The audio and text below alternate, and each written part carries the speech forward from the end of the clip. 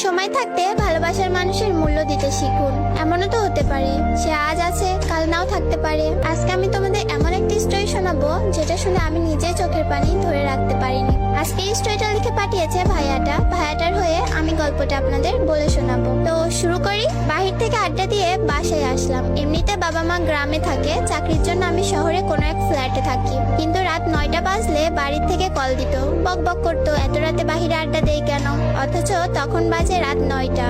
আসলে 9টা তেমন বেশি না, তবে পরিবারের কাছে একটা চিন্তার বিষয়। কি করে সে? যাই হোক, বাসায় ঢুকে ফ্রেশ হলাম, তখনই মোবাইলটা কেঁপে উঠলো। যে দেখি প্রিয় মানুষটার কলটা রিসিভ করলাম ভয়ে ভয়ে, কেননা একটু আগে তাকে রিক্সাতে উঠিয়ে দিয়েছি বাসার দিকে। আর এত জলদি কল রিসিভ করার পর সোজা বলে উঠলো, নিচে আয়, তাও তুই করে। আমি বলছি কেন? তার একটাই কথা, তুই নিচে নামবি নাকি আমি তোর বাসায় আসবো। বাসায় বারান্দায় গিয়ে দেখি রিক্সা নিয়ে বসা সে। তার বায়না তাকে বাসায় দিয়ে আসতে হবে। বললাম তুমি আগে কেন বলনি? তার এক কথা, নিচে নামবি না বাসায় ঢুকবো। বাসা থেকে বের হওয়াটা সহজ নয়, কেননা বাড়িওয়ালা করার নির্দেশ রাত 11টার পর বাহিরে থাকতে পারবো না, আর থাকলেও গেট লক হয়ে যাবে, ঢুকতে পারবো না। যাই হোক, রাত বাজে 9টা, হাতে এখনো আরো 2 ঘন্টার সময়। বের হয়ে রিক্সায় উঠে তাকে তার বাসায় নামিয়ে দেয়, আর সে ততক্ষণ আমার কাঁধে মাথা রেখে তার স্বপ্নের কথা বলে যাচ্ছে।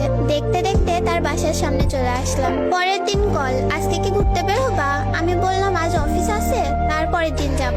সে বলল আচ্ছা ঠিক আছে। অফিস থেকে বাসায় ফিরলাম রাত 9টা বাজে। সারাদিন প্রিয় মানুষটার সাথে কথা বলতে পারিনি। ওর কথা ভাবতেই ওর ফোন আসলো। ফোন রিসিভ করলাম আর সে বলল, বাবু নিচে আসো, একটা সারপ্রাইজ আছে। আমি নিচে গিয়ে দেখি প্রিয় মানুষটা দাঁড়িয়ে আছে। উঁকি মেরে দেখছিলাম ওর হাতে কিছু আছে কিনা, কিন্তু কই, কিছুই তো দেখলাম না। ভাবলাম পাগলিটা চুমু খাবার জন্য এসেছে, তাই ওকে চুমু খাবার জন্য ওর দিকে এগিয়ে যাচ্ছিলাম, কিন্তু আমাকে ধাক্কা দিয়ে পিছিয়ে গেল আর বলল এখন চুমু খেতে হবে না, রাতে অনেক খেতে পারবা। আমি বললাম রাতে অনেক খেতে পারবো মানে? সে বলল বান্ধবীর বাসায় থাকার কথা বলে এসেছে, আজ তোমার সাথে থাকবো। আজ তোমার সাথে থাকবো, তোমার বুকে মাথা রেখে ঘুমাবো। আমি একটু রেগে বললাম, উফ, কেউ দেখে ফেলার আগে যাও তো।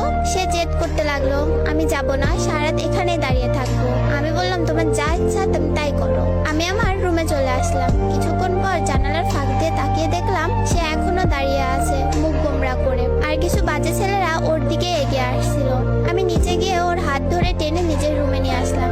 এখন কি করি? বাড়িওয়ালা যদি জানতে পারে আমাকে সোজা বের করে দিবে, তাই ওকে লুকিয়ে রাখলাম। দুজন একসাথে ডিনার করে শুয়ে পড়লাম। পরের দিন ঘুম থেকে উঠে দেখি পাগলিটা আমার বুকে মাথা রেখে ঘুমিয়ে আছে। অনেক মিষ্টি দেখতে আর মায়াবী মুখ, কি আরামেই না ঘুমিয়ে আছে। না জানি কি স্বপ্ন দেখছে। আমি